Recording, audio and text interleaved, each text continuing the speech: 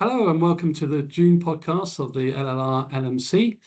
Giving you an update of what's been going on over the last month. This is to supplement our newsletter.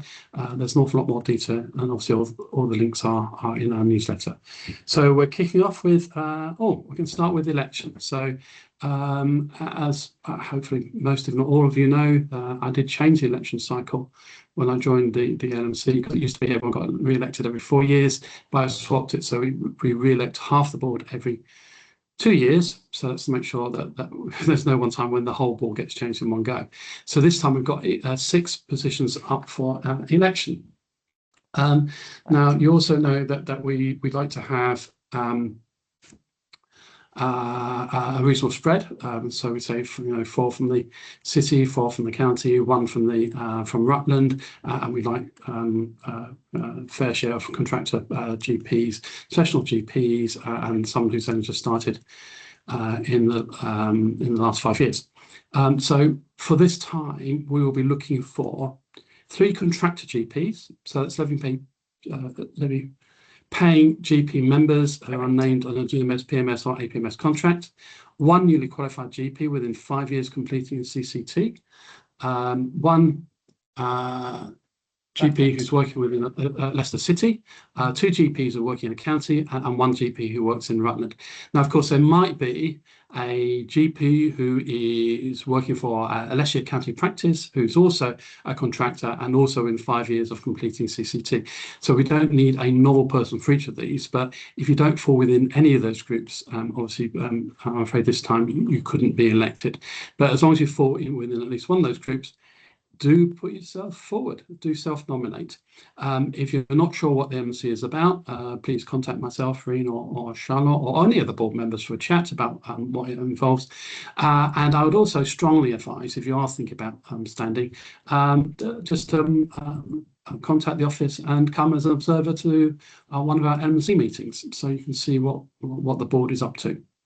But please do look at it, and if you're interested, please do stand. Just also to say that we are also electing a new GP registrar.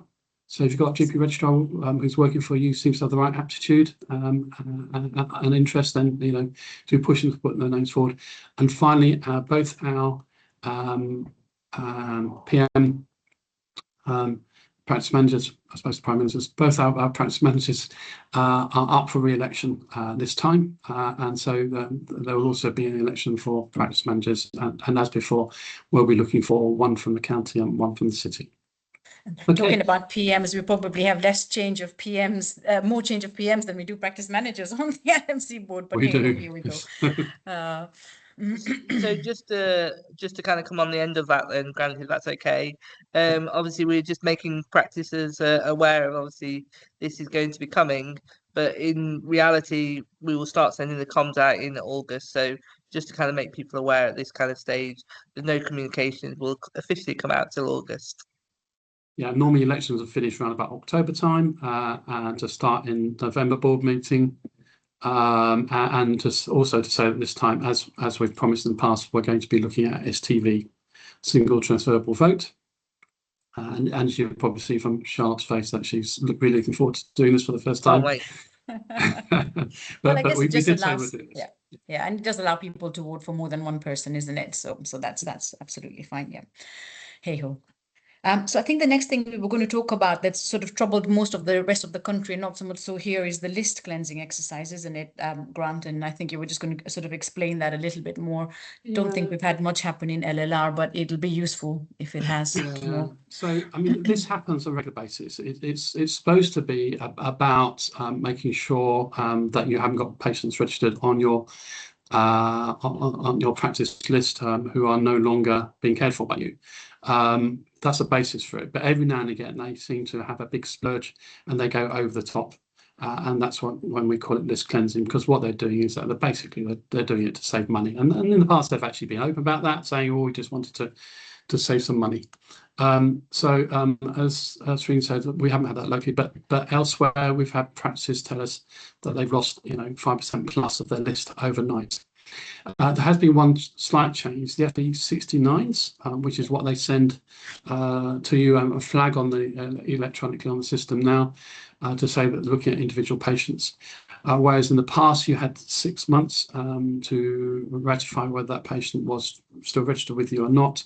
That's been reduced in 2025. So last year that got reduced to only 3 months. So it doesn't give you so long to look at those. So just bear that in mind. Make sure that your practice managers and team, whoever looks after that process, are aware of that, so they can so they know they've only got 3 months to work through the list rather than the 6 months.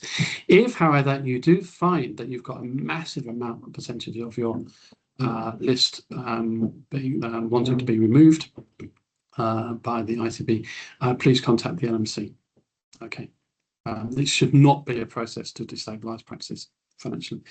Someone from LMC did a back of an envelope and actually calculated and said that probably dental practice has already lost about £100 million across England from looking at the amount that the registered list has reduced during this year alone. So just keep an eye on it. Hopefully our local team haven't even spotted this, or haven't acted on the wishes of the centre, we won't have a problem. But if it starts happening, let us know, please. Yeah. Okay. Then I think we were going to talk about tirzepatide. I think I might actually get there, friends. Tirzepatide, you're getting close. I'm getting close. This is why I always have to do tirzepatide, because Frances actually can't pronounce it. So Mount Jaro, shall we call it? Or tirzepatide. Just to remind you that locally there is no commission service. Okay, so the ICP is not commissioned with us, nor with secondary care, nor with anyone else. So in some areas they've commissioned sort of pharmacists to provide it, but locally that there is no commission service for this. And then following on from that, there is the obesity areas within QOF. I did predict previously that there will be the ability to exceptionally report patients if there isn't a service available, and that's been clarified. So the data sets and business rules have actually now been issued. They're version 51. I've put a link to them in the newsletter if you want to actually read the original documents, but it does include the code for secondary care service not available. So that will accept those patients. Okay. And because there isn't secondary care service, and because the NHSE is saying through the data sets and business rules that it's quite reasonable to accept patients on that basis, then do feel free to use that. Perfect. Charlotte, we were going to come to you about the practice managers support area that we now have on the within the LMC. So I'll let you. Yeah, as practices will probably be aware, we have a new website, and we've been kind of concentrating on updating that within the kind of the last year. We've recently updated our practices kind of support page, which has a variety of different resources, some which obviously practices will be aware about, but some I kind of just wanted to highlight within the newsletter for today, because it might be kind of useful for you to kind of use as a resource. And one was around medication kind of for flying. We developed a poster so that actually that's not a contractual service and patients shouldn't be asking to use that service. And also we talked to in our last newsletter around the CQC toolkit that was being designed by Sarah, who's our practice manager board member. That is now fully available on our website if practices want to use it as a guide and a tool. And then there's also some other kind of useful resources on there around the guidance in relation to the chaperone kind of changes that practices can look at the guidance and use as a reference to develop their own kind of policy. It's just an area that practices might find useful, and it also got linked to kind of different resources and template letters for uncommissioned kind of services and that kind of thing that practices can use and adopt as they wish.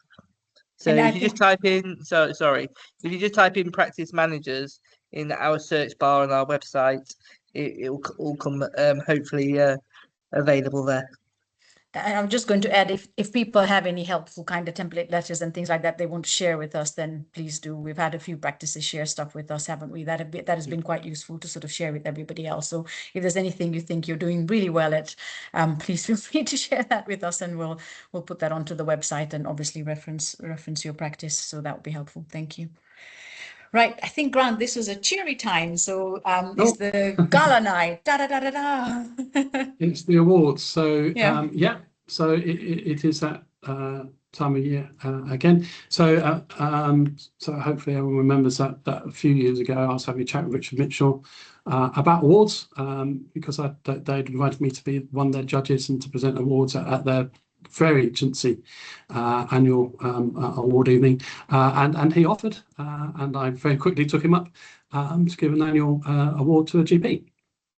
So this is a GP who's made the biggest positive impact over the last year. We've had some fantastic winners before. We've had lots of fantastic people who've been nominated before. And this year we're doing it again. The details regarding dates will be in the newsletter. But please get thinking. Just to say that this year there is no bar on anyone being nominated and anyone nominating, and that's because from the LMC point of view, we are not going to have anything to do with the process here whatsoever. It's all going to be done by UHL. So it's totally without our hands. The only thing that will be happening is that Charlotte will be collating the names.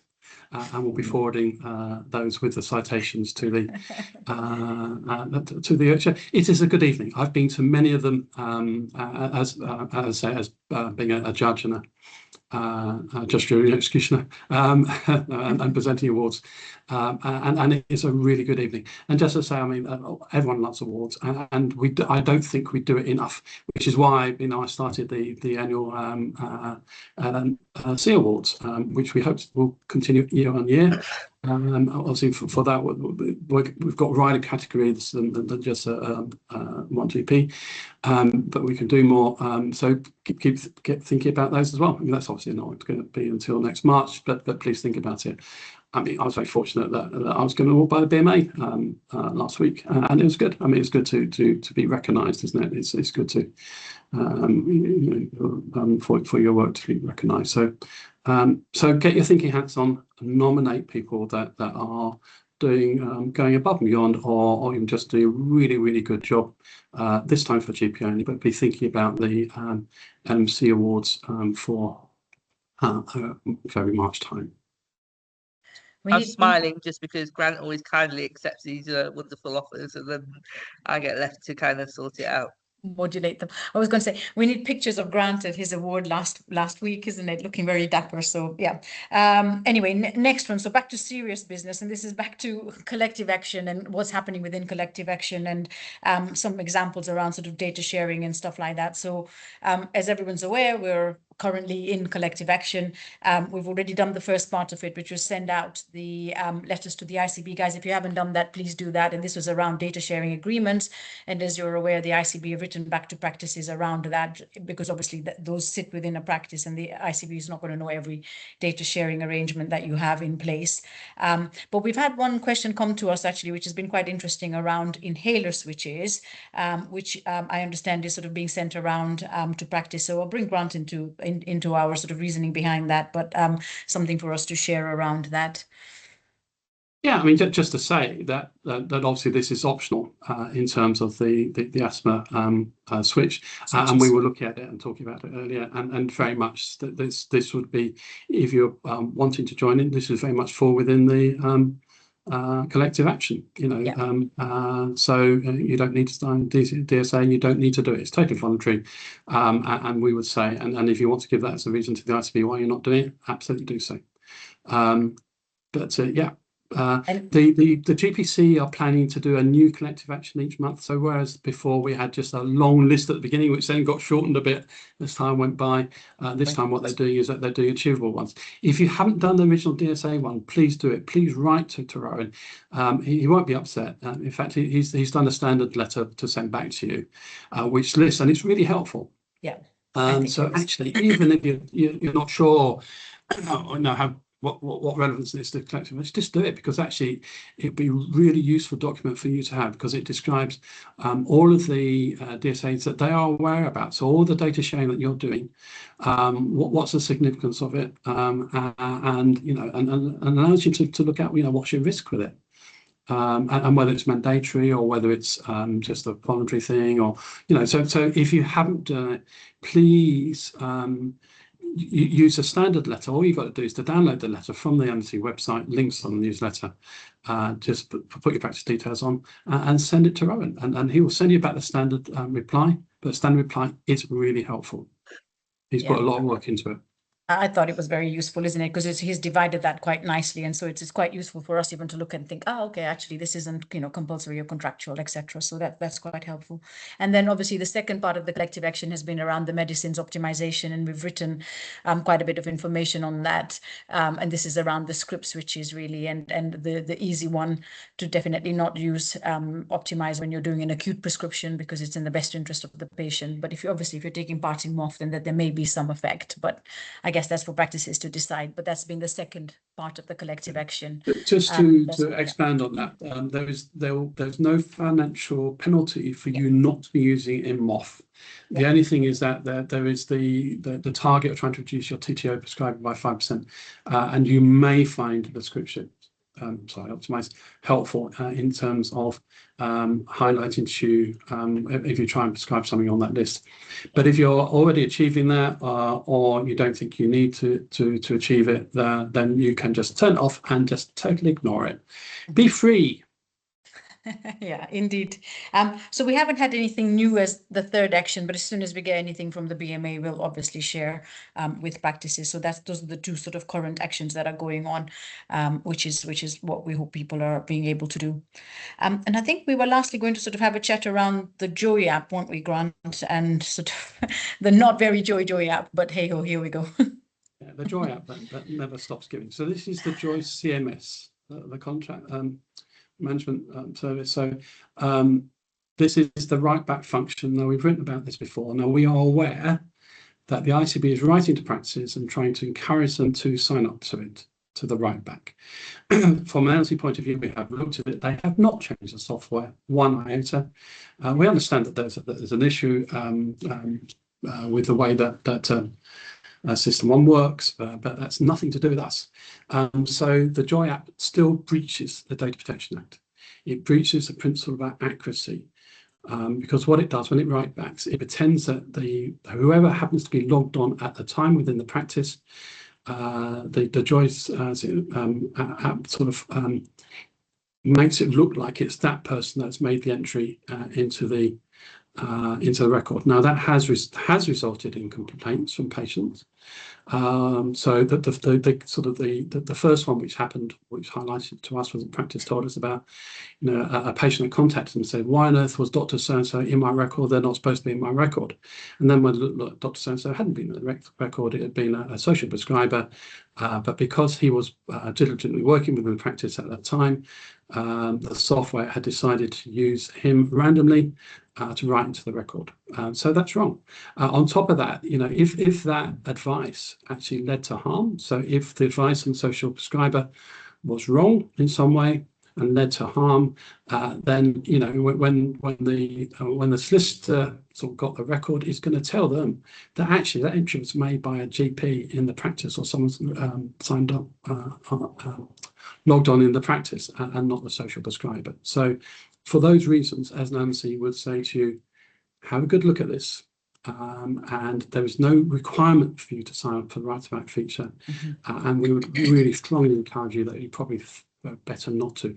If you do, please remember to add it to your risk register within your practice, and also talk about what mitigations you might be wanting to make within practice to limit that, which might include sort of telling patients and things like that. But that's up to you.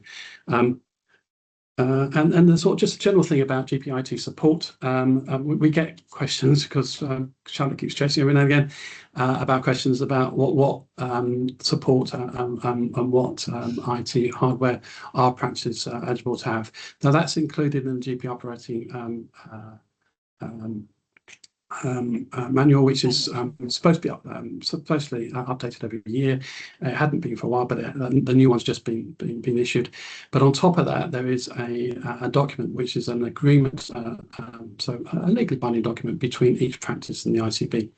Now, the current version was written in 2018, and Declaration of Interest, I was one of the authors of that. And that was supposed to be kept up to date on a yearly basis, but locally it hasn't been.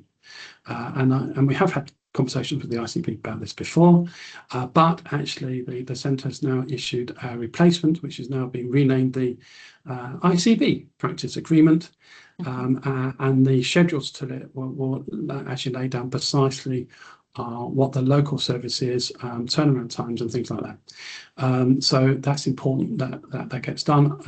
I've had a discussion with Rowan Sue about that, and he says that they are prioritising on getting on and populating the schedules so they can send it out to practices. When you get it, it is a bona fide document, because I know we always get a string of queries in every time something odd is sent out by the ICB. It's a bona fide document. It is helpful for practices. Check through it though, just read through it so you're aware of what you can expect, and send it back.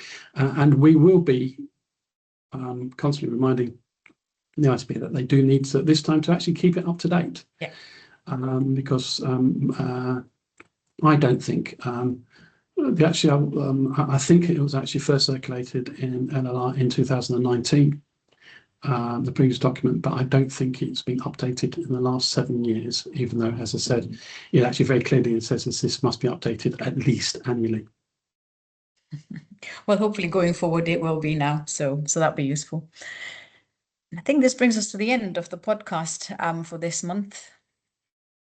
So okay, great, and see you all next month.